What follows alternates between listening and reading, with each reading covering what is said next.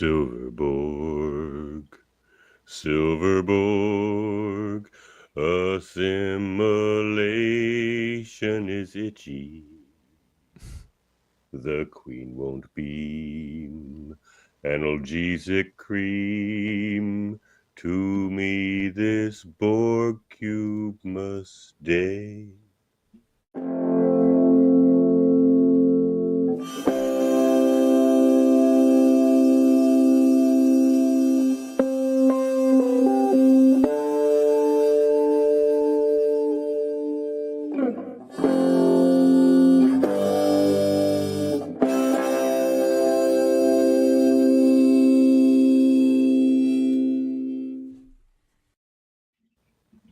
Hello, and welcome to the 12 Debates of Christmas here on Live Long and Podcast.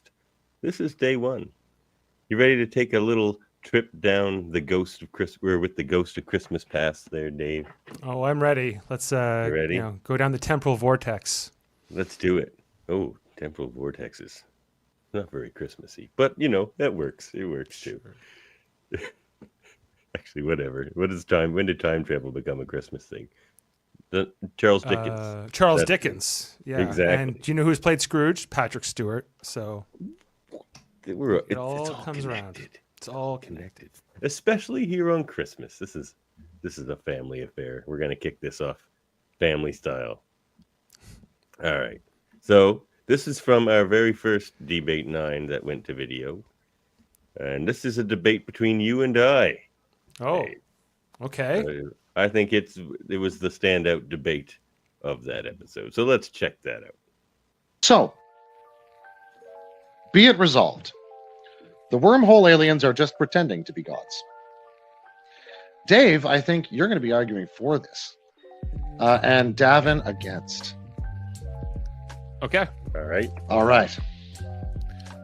The prophets, as they are called by the Bajorans, are false prophets in the sense that they are not gods. They are merely non-linear aliens. They are a different life form that are from a different dimension, and they are perceived to be gods as benevolent overseers to the Bajoran people. However, they also have outcasted members of their species, the Pa race, which are just they basically pulled the Bajorans into this internal conflict, their internal conflict, and that's not what gods do. That's what petty aliens do, and I think that they're guilty. Ooh, okay. All right, Davan. What is a god? Is a god something that protects you and gives you something to be faithful about and faithful towards? Is a god someone that helps your society or helps your people advance and reach their fullest potential? Because if so, then the wormhole aliens or prophets, as I might prefer, are certainly gods.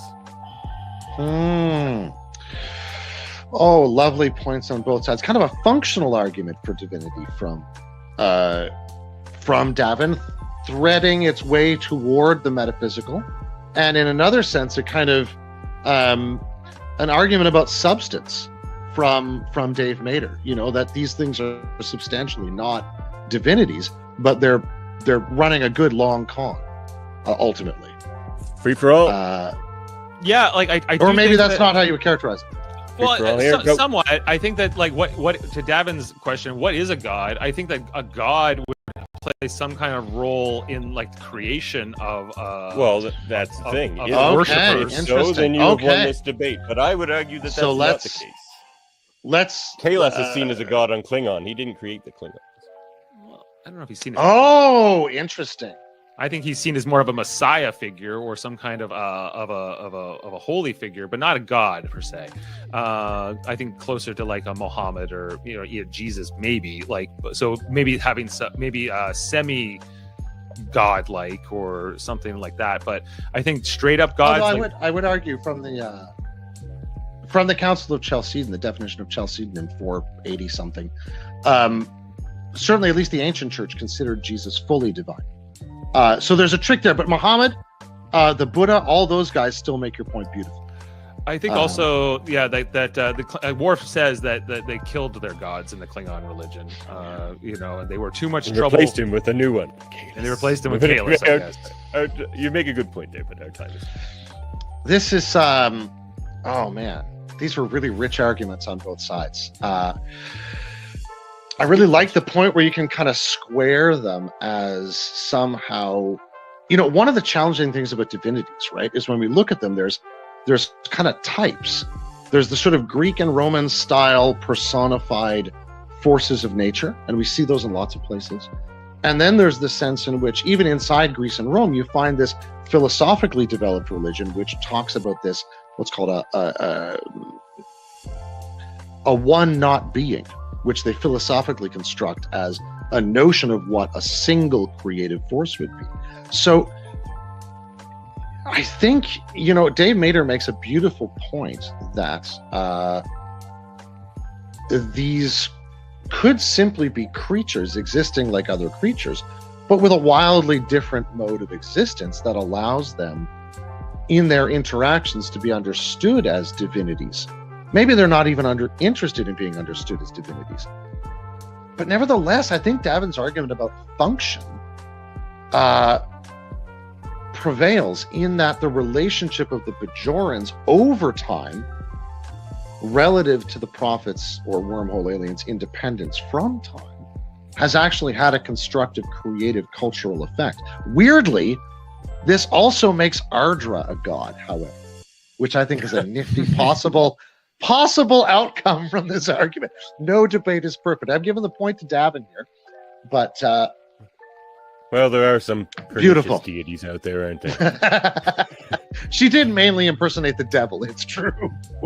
Right. Well, I guess and the logic is if I accept you as a god, then you are a god. What you hold true on earth, I hold true in heaven, if you will. Right. Oh yeah. Lovely point. Lovely point, Dave. Lovely point. Well, what a stroll down memory lane this was. This is before Right. I even had a beard. It's before I had I even put this shelf up. So this is a while ago. This wasn't. I Even, wasn't under this banner yet. This was still Locutors of This Trek is still proper. Locutors. Yeah. So I think it's. I'm like, how did I lose this argument? I feel like Dave talked himself into giving you the point.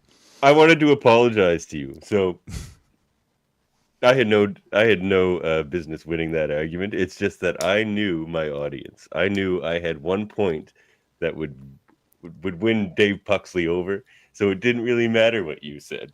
I knew he would love my function over form argument. So I was pretty confident in that. And then you just went off on all these great points. And I was just like, oh no. But Yeah. my theory held true. Well, I think I was also, that was early in my relationship with Dave and you, and I think, I was being more polite as well. I was like, oh, well, I lose the thing. But like looking back on this, I'm like, it's obscene. I lost this argument. I was like, they didn't create the Bajorans, and they are not gods, and that's even reiterated on Deep Space Nine many times until Sisko starts drinking the Kool-Aid and fully embraces it. But was it Kool-Aid or was it holy water, Dave? Yes, it was. And the bigger question is for this Christmas episode: does Ardra deliver presents to children on Christmas? Definitely not. She's like, Ardra would be more like the Krampus or something, right? Like the Pier. Do the prophets even deliver blankets to Bajoran war orphans on Christmas? That's what I'd like to know. No, they have to rely on Quark to donate some portion of his profits, PROFITS, to that fund, so. True enough. So, yeah. Sorry, I shouldn't have won that debate, but it was a good one and lots of great conversation. I think you played it right. That is totally like the function of the debate 9 format, where you do have to kind of pander to the judge and what their biases are, and so it's well done. All right. Well, thanks for joining me for this trip down Christmas past. So it wasn't really Christmas. Though funny enough, I think either the next one or the day 3 video, I'm actually wearing a Christmas hat, so it must. Oh, sorry, I forgot. I do have a Christmas hat, but I forgot to wear it. Sorry. What? Oh well. I'm Scotia Claus. You're just Dave. I'm just Dave. Sorry. Sorry. Secular Sorry for being Dave. Just Dave. Yeah.